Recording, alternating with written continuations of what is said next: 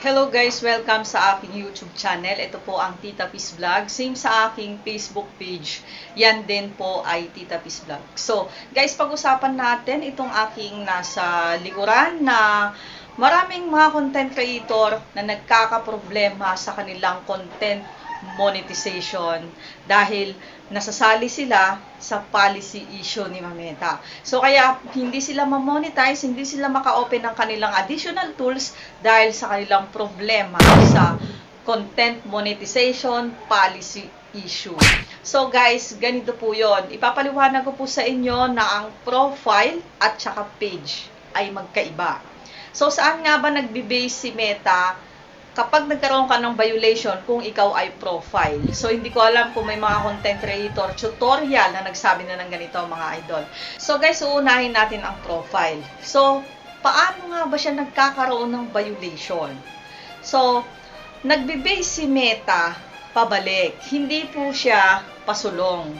So, pabalik po yung kanyang backtrack o back-checking kung kailan mo ginawa ang iyong account. Halimbawa na lang dito mga idol, ang iyong profile ay ginawa mo noong 2010. Halimbawa lang ito. Pagkatapos mga idol, nag-on ka ng inyong professional mode ay 2020. So, meron isang dekada na ibabackcheck pa ni Meta kung kailan ka doon nagkaroon ng violation. Hindi yan nasabi ng mga tutorial mga idol. Ito po ay profile.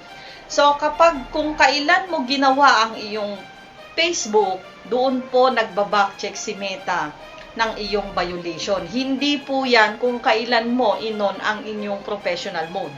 So, naniniwala pa rin ako mga idol na kung ano yung attitude natin, yun ang laman ng ating account o ating page o profile. Once na puro violation yan, malamang naging patola ka nung araw.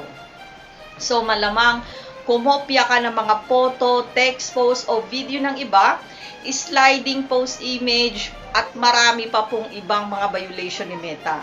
Kung halimbawang naka-off ang inyong professional mode, tapos inon ninyo, nagbabackcheck po si Meta kung kailan ninyo ginawa ang inyong account. So, iyan po ay profile. So, halimbawa, ang tagal na nun, meron akong ginawang violation, nakukuha pa rin po siya ni Meta. So, nagkakaroon pa din po kayo o magkakaroon talaga kayo ng violation. So, kung halimbawa naman page ang ating gamit, saan magsisimula si Facebook para hanapin ang ating violation?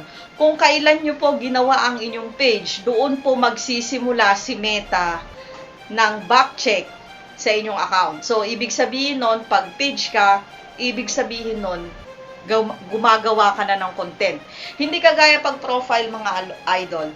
So halimbawa, gumawa ako ng Facebook 2010. Naisip ko pwede ako maging content creator after ng isang dekada. So 2020, inon natin ang ating professional mode. Nagkaroon tayo ng mga violation before o simula 2010 hanggang 2020, marami tayong ginawang violation. Yan po ay nache-check ni Meta. Uulitin ko po, nache-check po ni Meta yung ating violation. Kaya siguro nagtataka ka, wala naman akong pinupost ng mga violation, pero nakalagay dito sa aking account ay meron akong violation. So, baka nakakalimutan natin bumalik.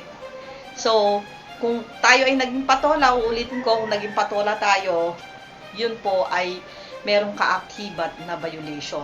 Sa page, mga Lodi, kung yun nga, uulitin ko, kung kailan nyo ginawa yung iyong page, doon lang po tayo magsisimula.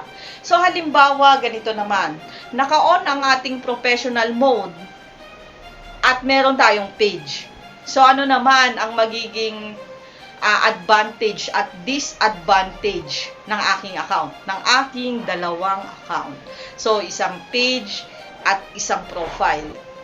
So, halimbawa na lang nito mga idol, yung aking profile ay admin ng aking page. So, hoping na naiintindihan ninyo na yung inyong profile ay admin ng inyong page. So, ibig sabihin yan, idol, kapag merong violation si admin, kahit walang violation si page, yan po ay papasok na violation. Kung halimbawa naman na si page lang ang merong violation, maaapektuhan ba si admin? Yun po ay hindi. Si page lang po ang magkakaroon ng violation. So guys, ayan lang yung aking video ngayon. Hoping guys, follow nyo po Tita Peace Vlog sa aking Facebook page.